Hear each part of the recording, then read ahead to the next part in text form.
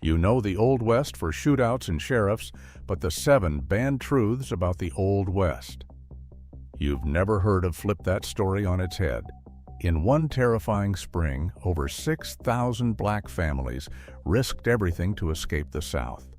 While just 2 years later, a mob of 500 lynched 18 Chinese residents in Los Angeles, and no one served real time.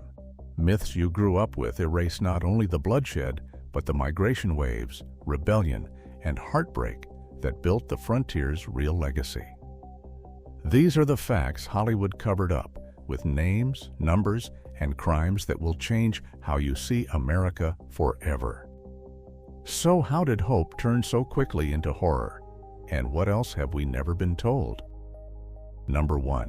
The Exodusters. In the spring of 1879, Kansas train stations filled with families carrying bundles, children clinging to their mothers, and men clutching battered travel papers.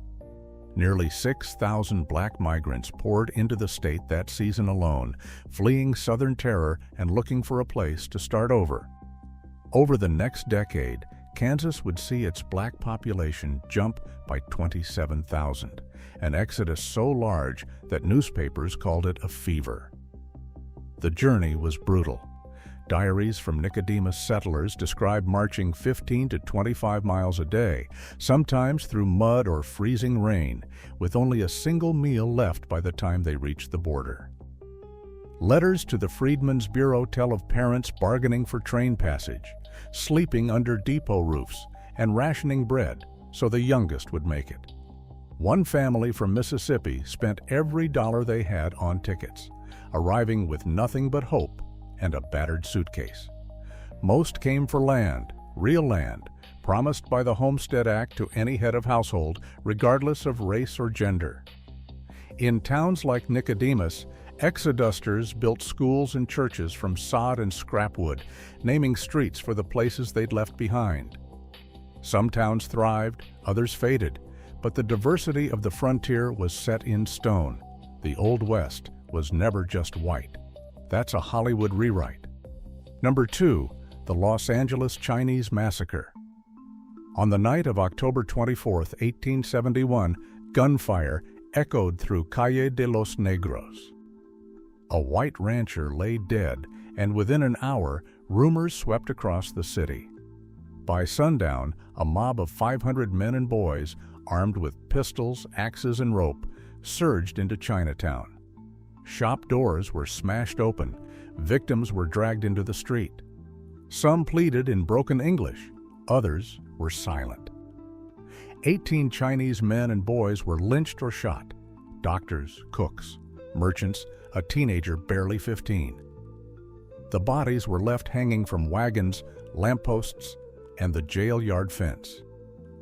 The sheriff and his deputies watched, outnumbered and unwilling to act. The next morning, city officials counted the dead. Names were misspelled or missing from the records, families unnoted. Newspapers called it a riot. The law called it murder. Grand juries indicted 25 men. 8 were convicted of manslaughter. But every conviction was overturned. No one served a day in prison. The massacre faded from textbooks, replaced by stories of heroic shootouts and frontier justice. Hollywood gave us the OK Corral, but in Los Angeles, the largest mass lynching in U.S. history left its victims with no monument and no justice. The Old West wasn't just lawless, it could be law itself that failed. Number 3, the Black Cowboys. Hollywood painted the Old West in shades of white, but the trail records tell a different story. 1 in every 4 cowboys was black. Their names show up in payroll ledgers and memoirs, not in movie credits. Nat Love, born enslaved in Tennessee, earned his freedom and a place at the chuck wagon by age 16. He could rope, ride, and shoot with the best of them. In his own words, "If you could do the job, you earned your place."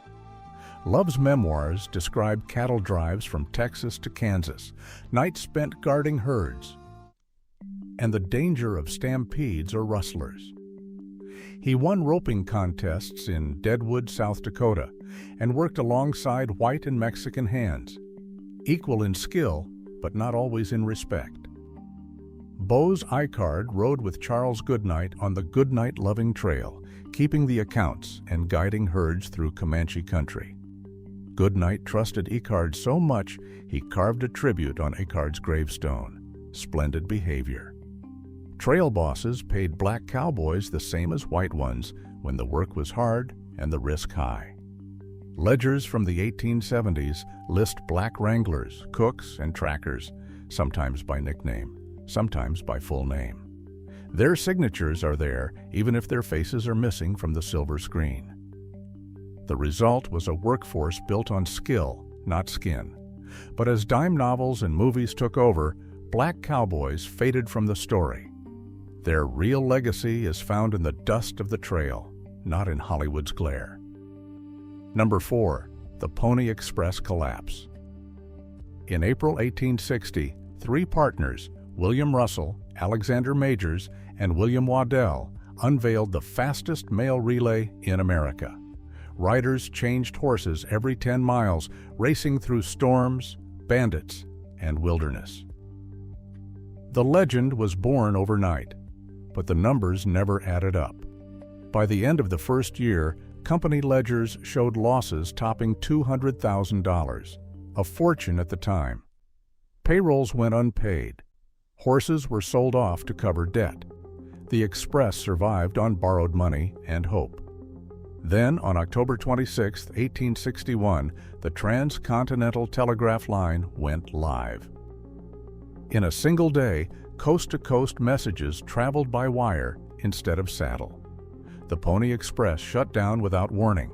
Riders lost their jobs. Russell, Majors, and Waddell's company collapsed, leaving stacks of unpaid bills and broken contracts. Most of the famous riders scattered, some joining the telegraph crews, others drifting to railroads or mining camps. Hollywood turned the Pony Express into a symbol of frontier daring, but the real story is a warning. The service lasted just 18 months. It never made a profit. The telegraph didn't just kill a business, it ended a myth before it could even get started. The most famous mail route in the West was really a short-lived gamble buried by a single wire stretched from St. Joseph to Sacramento. Number 5. The Fence-Cutting Wars. In the summer of 1883, Texas ranches became battlegrounds.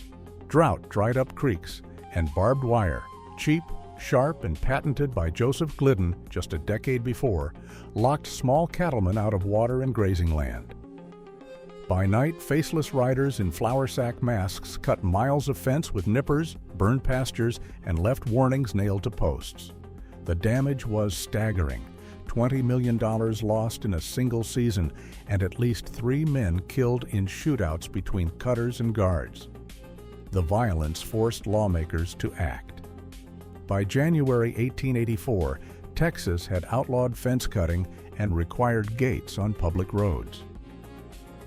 The open range was closing, not with a gunfight, but with a roll of wire and a stroke of the pen. Number 6. Coffeyville. Stops the Dalton Gang. On October 5, 1892, 5 outlaws rode into town with a plan to rob both banks at once. Their disguises fooled no one. A store clerk spotted the Daltons through the window and shouted the alarm. Within minutes, townsfolk armed themselves with rifles and pistols pulled straight from Isham's Hardware. Marshal Connolly deputized whoever could shoot. As the gang tried to escape, citizens opened fire from alleys and rooftops. The gunfight lasted less than 15 minutes. 4 Dalton brothers and their partners died in the street, their bodies left as a warning. The legend of the lone outlaw faded. In Coffeyville, it was the people who ended the story. Number 7. The women who claimed the land. More than 100,000 women received deeds under the Homestead Act, with single women making up as much as 12% of claimants in states like Wyoming and Montana. Eleanor Pruitt Stewart, a widow from Oklahoma, filed her own homestead claim outside Burnt Fork, Wyoming. She hired labor for plowing, built her own cabin, and kept detailed receipts to prove her improvements. Stewart's letters tell of planting potatoes, fixing fences, and arguing with county agents until her title was secure. Land ownership meant more than survival. In towns where women held deeds, they signed petitions and demanded the vote, linking property to a voice in government. The Old West gave women a foothold, and from that ground, they pushed the country forward. More than 100,000 women secured land deeds under the Homestead Act, a number confirmed by National Park Service records. Yet Hollywood rarely shows women as landowners or leaders. Across the Old West, 1 in 4 cowboys was black, and towns like Coffeyville, Kansas, defended themselves against outlaws with their own hands. The Exoduster migration brought over 27,000 black Americans to Kansas in a single decade, while the 1871 Los Angeles Chinese massacre saw 18 killed and all convictions overturned. Still, the full stories of many victims and the personal voices of erased communities remain missing from official archives. These facts reveal a frontier shaped by migration, violence, and resilience, not the myths of lone heroes. Today, census data and museum records keep correcting the record, but some truths remain lost. The documents prove the Old West was never simple or one-sided. Its real legacy is the unfinished work of remembering everyone who built it.